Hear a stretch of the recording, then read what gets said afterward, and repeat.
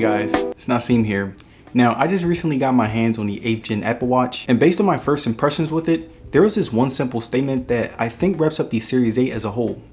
And that statement is, I think that the Apple Watch Series 8 is one of the best smartwatches in terms of value. And I say this because when we're looking at prices, the Series 8 has a starting price of $400, which means that you're getting a pretty good deal for a very premium durable watch. Even looking at it from a value standpoint, the Apple Watch Ultra is going for up to $800, and as someone who has used both devices, I will say that there aren't many differences in terms of features that the average person will use, which means that when it comes to actual everyday use and practicality, the Series 8 is indeed the best smartwatch that you can get when it comes down to pricing. It has a very premium display that is very comparable to any top tier smartwatch. It has a really good battery life that can last you multiple days, and it has a very nice yet sleek build that is not only durable but also brings comfort. And even though I think that the Series 8 is the better watch in terms of value, I still wanted to share my experience with you guys to help you decide whether or not you should actually buy it. Now, the Series 8 has a 41mm and a 45mm display that really gives you the best of both worlds. If you want a much bigger display that is kind of close to the Apple Watch Ultra, you can get the 45, and if you want to get the 41mm instead, everything will be very easy to read,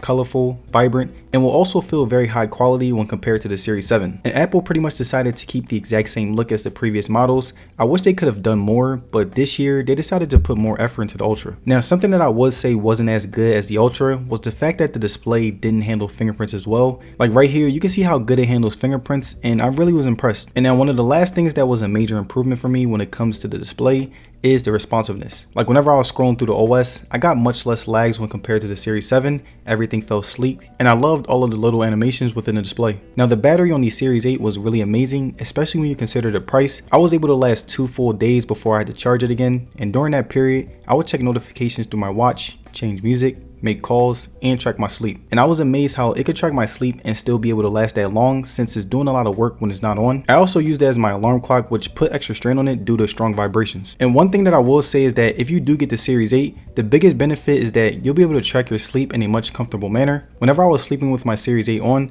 I barely noticed that it was on my wrist and it was as light as a feather. And there are times where I would forget to charge it or accidentally fall asleep with it on, but with the Series 8, I have that extra breathing room and can afford forgetting to charge it without having to worry as much. Also, my 2-day period was based on the fact that I went the extra mile and used the extra functions. So if you're someone who isn't going to go to bed and use sleep tracking or any of the extra features, the battery will last you much longer. Now, when it comes to charging, I will usually charge my watch when I'm in the shower or getting ready, so it would take about an hour and a half to charge it to 100%. Now, I was really glad when I seen that the Series 8 was able to keep the same bands as the previous models. One of the most annoying things when it came to the Ultra was that they implemented a new band that was okay at best. But with this watch, I could still be able to get not only the comfort within the Nike band, but it was so much more comfortable to put on, and I didn't have to adjust anything because I've used these bands before. Now, currently, my Series 8 is on watch OS 9, and I would say that in terms of visual experience, it looks very similar to the Series 6, Series 7, and many other watches that came before. Every app that I went into looked very clean and polished, especially when compared to other smartwatches.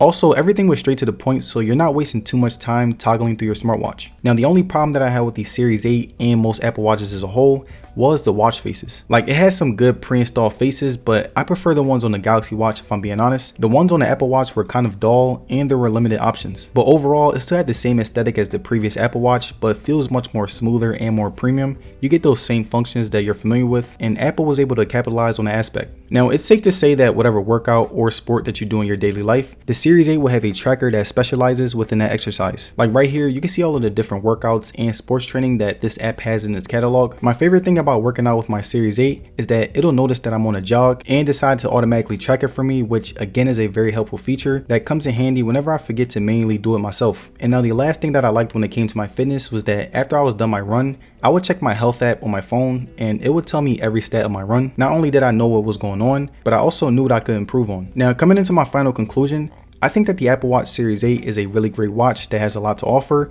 and it should be the watch that most people go for when it comes to a premium Apple Watch. And I say this because most people aren't going to use all the extra functions that the Ultra has to offer. With the 8, you'll be able to use everything, and you're still going to get those accurate measurements when it comes to fitness. You'll still be able to get the latest software, you'll still have an extremely identical look, you'll still be able to get the same apps, and you'll still be able to do mostly everything that the Ultra can do. So the Series 8 is the clear winner when it comes to value. So overall, I think that most people will be satisfied and really happy when they buy the Series 8. Also, if you want a bigger watch, you can get the 45mm version without having to pay an extreme price. And there it is, you guys, my review on the Apple Watch Series 8.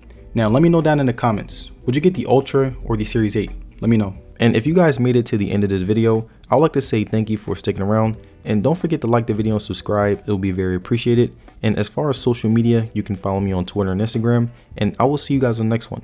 Peace.